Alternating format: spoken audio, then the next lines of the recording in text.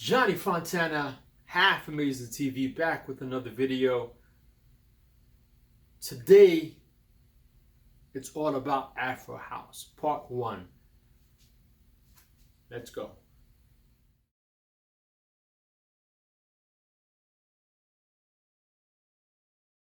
Same way if I play a song now, I know how the club should react. Like, I can see how the floor should be moving. You know, it's like everybody can't do that. Like, I look at a lot of people and I'm like, you know, you're just playing the record, but you're not playing the record. You know, the music is supposed to take you on a journey. Playing a record is just playing a record. Taking you on a journey and flowing, that's something else. And like some DJs have that vision to understand, like, okay, I'm gonna play this, to this, to this, to this. And I know how the floor is gonna react. 3 records ahead before it even happened, you know exactly what's gonna happen. So, I'm gonna divide this into 2 parts, okay? This is going to be one, and then I'm going to have a second part, which is the actual mix, right?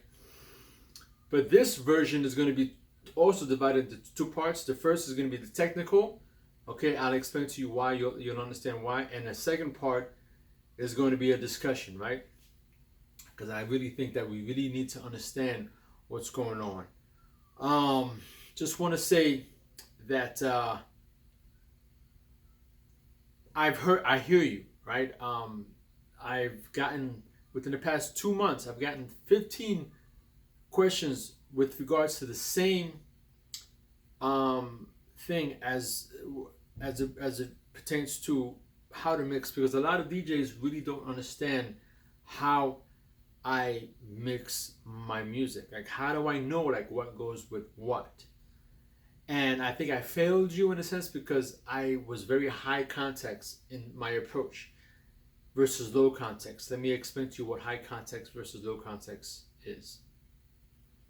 So in a low context society, we believe that good, effective, professional communication is a communication that's very explicit, that's very simple and very clear.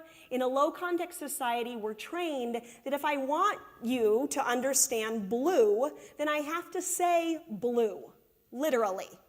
We're trained in a low context culture that if I give a presentation, I should tell you what I'm going to tell you, and then I should tell you, and then I should tell you what I've told you. Why do I tell you the same thing 3 times? Because we're focused overall on making sure that the message was passed simply and clearly. In a high context society, while we're communicating, we assume or consider that we have a larger body of shared context, that we have the same reference points, body of knowledge, information, and because we assume all of this shared context, in a high context society, we believe good, effective communication is a communication that's more implicit or layered or nuanced. Okay? So basically, I assume that you knew a lot of stuff, and I apologize for that, okay? So then, therefore, now I'm going to now break it down so that you can better understand how to approach this. Also, keep in mind, okay, you know, as we go along with this session, that the reason why for me it comes so easy is because it's instinctive. It's, first of all, it's natural. It's a gift. Okay? For whatever reason, I found the thing that I think I'm probably best at. And what is that? I think I have strange talents in that I think I'm a pretty good songwriter, but I also have the ability to kind of distance from myself and look at other perspectives that I don't think a lot of artists can do for themselves. And I think I've been able to kind of roam around in musical territory where most people would be uncomfortable. Because of who I am as an individual, my personality type, not everyone's like me. I can walk into a room and I can scan the room, and I can sort of, especially if I know you, like at work, because I'm a supervisor at work. So and I have about like 15-20 people in my office. I can immediately know who's off, who's happy, who's dealing with whatever. You know what I'm saying to you? Whereas other supervisors, they would just do their own thing because they're in their own space. But for me, like, it's to the point where sometimes I can't even work because I'm so, what do you call it again? Like, I'm so tortured, okay, by the fact that someone is off. Like, someone that I know, that person's just acting weird. I can see the different movements that they do for you know, their normal, outside of their normal behavior. I feel it. Okay, I don't always approach it because sometimes you don't always want to, you know, approach people. So you have to know when to approach, when not to approach. But I feel it. It's the same thing with DJing, right? It's like when you're in a crowd, you can sort of anticipate, okay, I'm going to play this track and I'm going to know how the person's going to react, okay?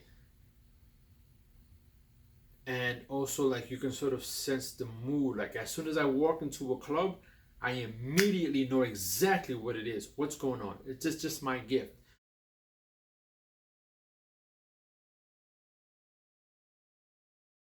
What happens if I say something like this in this context? What if I say it this way? Huh, okay, that doesn't click. What about like this? And then you start recognizing different patterns. That's the key to social intelligence. It's massive social references and pattern recognition. You go out and you interact with thousands upon thousands of people. You're gathering more social experiences than most people would in their entire lives. And then you start getting a feel for what's appropriate and when, and that's a skill set that more and more people are lacking. If you see two different interactions happening, you should get a feel emotionally for what's going on. And say in one interaction, like something we talk about a lot is giving value versus taking value. If you see an interaction where it's like taking value, you'll get a certain feel for it. If it's giving value, you get another feel for it. And I showed, you know, footage of, say, me interacting with all these people, and I'm like, here's the difference. And more guys couldn't see the difference. They would need a logical explanation, but they couldn't feel the difference. So if I walk into a room and I see a certain individual that I've never met before, I can look at you, your face, your hands, and I can already tell, okay, this person is this kind of person. So that person may be A-type personality. You know, I have to now match that. The person may be a very calm, reserved, you know, I have to now, hey, what's going on? Everything okay? I take that approach. So I'm very binary in the way that I approach people.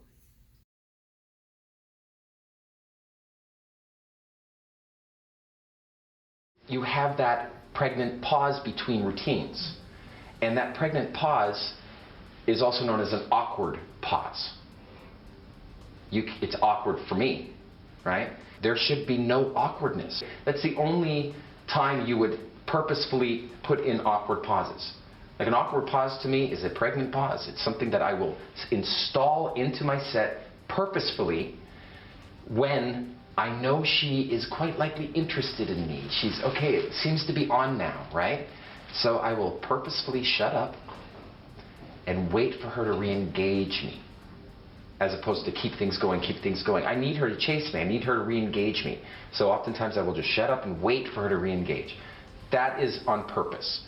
But I'm more concerned about not having those pregnant pauses that are just awkward by accident, and they can wreck and tank your set.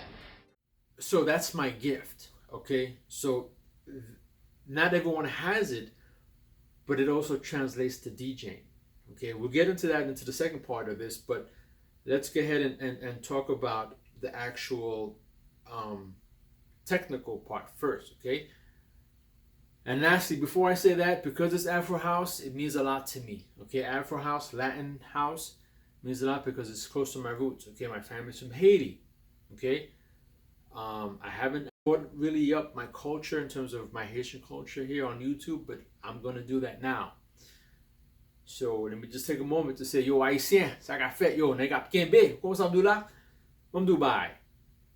Ça c'est la première fois que m'a parlé créole sur YouTube. M'ba j'aime parler créole. Comment ça m'dou là? Papam, maman, yo fait Haïti. Comment ça m'dou là? Mais moi fait New York. Comment ça m'dou là? So, m'dou bay.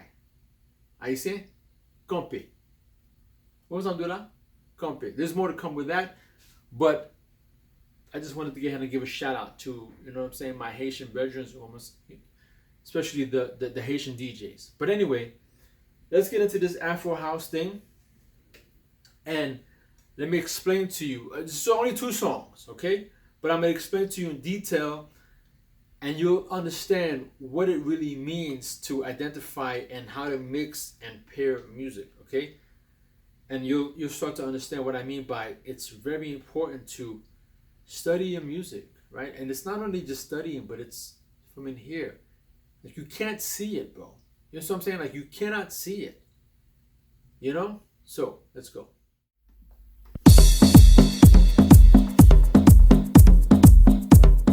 Alright, so now you gotta understand that as you're playing the music, right, it's not only about associating the music with the crowd and the ambiance and the texture of the venue, right? It's also associating the actual track with the artist itself. So, for example, this track by Jason Chiron, he's from the Netherlands. Like, I know about him. I know his history. I know that he no longer produces. He actually posted about 5 years ago a Facebook post about how he's leaving production and then going into another business. You know what I'm saying to you? So as I'm playing, as I'm mixing, all this stuff is going into my head. You know what I'm saying to you? So it's not just only associating music with like the texture, right? You know what I'm saying to you? It's not just mixing music. So I have like a connection with this artist. You know what I'm saying to you? So as now I'm playing this track, I gotta figure out what goes with this track, right? So everything is full on. I'm gonna play it full on as if I'm actually mixing, right? Without the PFLs down, I'm gonna have everything up.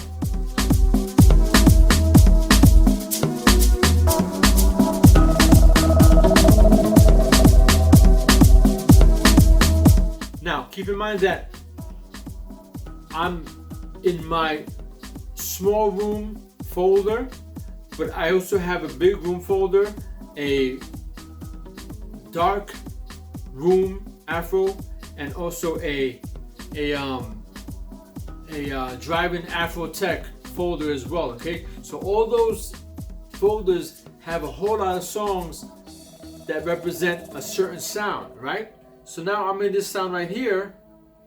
This is more like a big room sound. I gotta now figure out what goes with what. But again, I cannot sit here wasting my time looking for songs. That's why it's very important that you actually listen to your music while you are driving, while you are, working out, while you're walking around, right? Our cell phones right now, our mobile phones have all this space where you can now take like a folder, put it into it, and listen to that folder, get to know your music. So now as you now playing this, you're not really listening to, oh, what goes with this? You're not doing this, like this.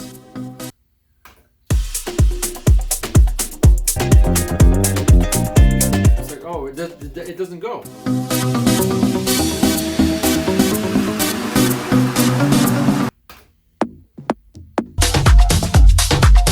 Doesn't go. You're just sitting here wasting time because you're trying to figure out what goes with what.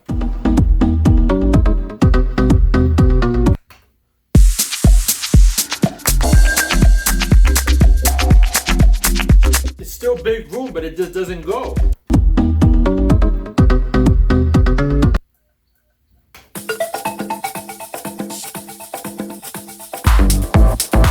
It doesn't go. So that's why it's important that as you're playing, you know exactly what the song is. So I'm going through, and I'm like, okay, what's gonna go? Okay, boom.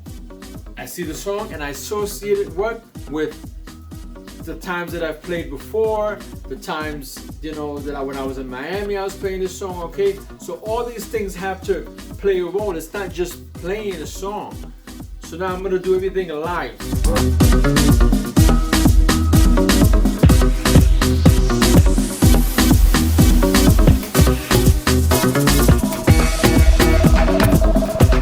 As if I had it down, but I'm gonna play it down so you hear what I'm hearing.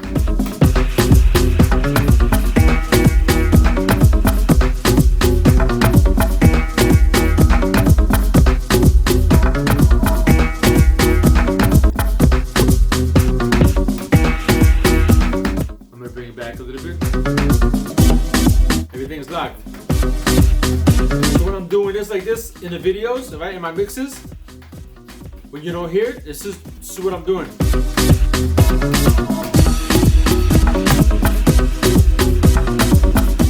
And people don't really understand the importance of actually doing things live like this, right? Because a lot of this stuff, from your hands to your arms to your brains, you know, to understanding the future of what happens on the dance floor, it all connects.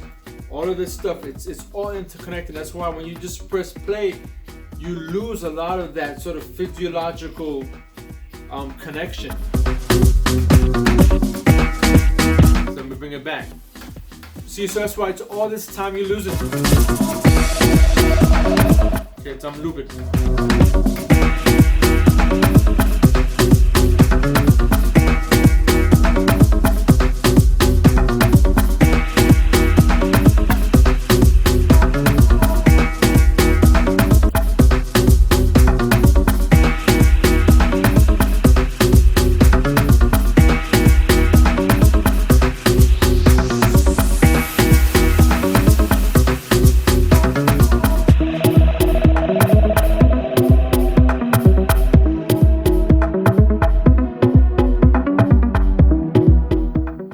Now, I'm gonna say this.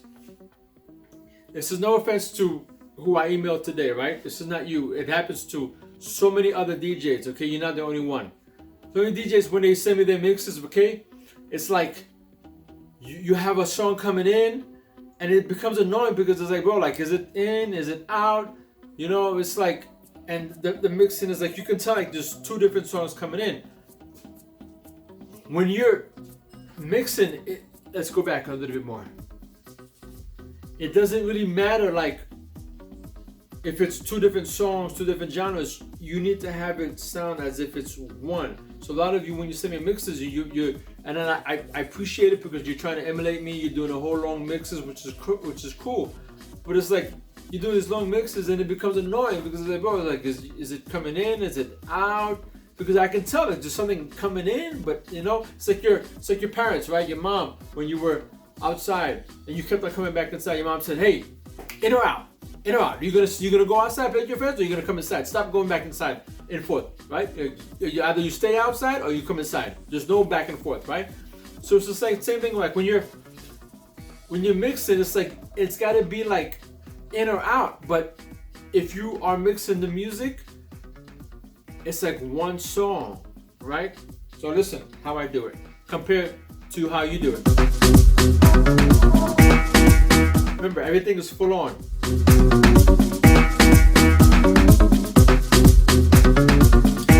I have the EQs down. That's why I love EQ, because you can't really hear it.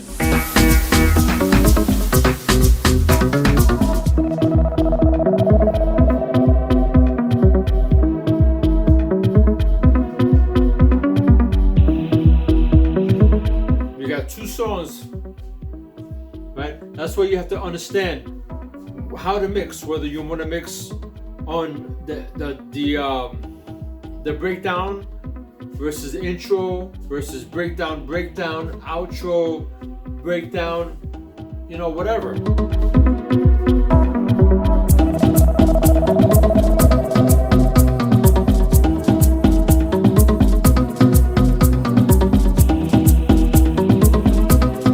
Have to know your placements, where each song ends, where it starts.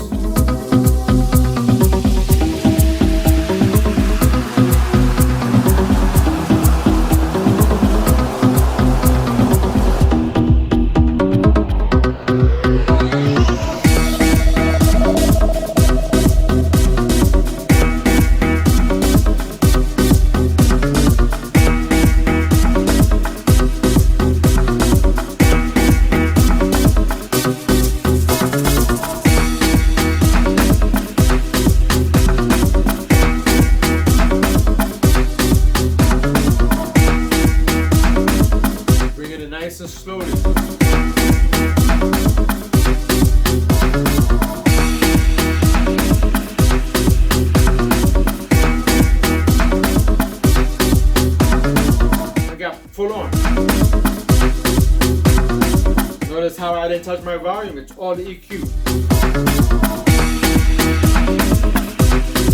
You gotta have that ear. It's all the interconnecting factors, right?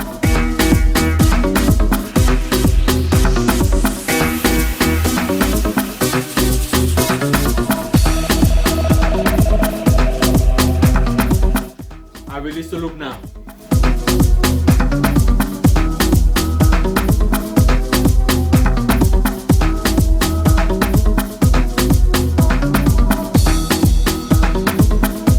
Tequila grenadine.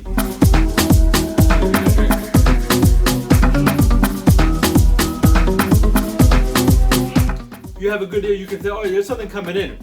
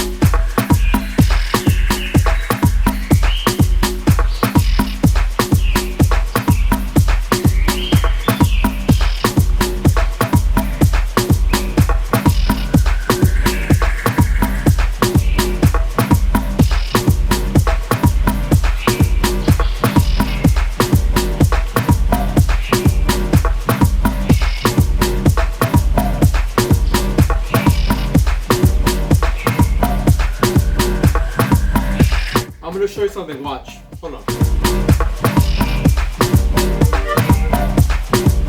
Bass is full on, halfway on the strike. You're probably thinking, oh, the check is gone. Watch this. You hear the difference, right?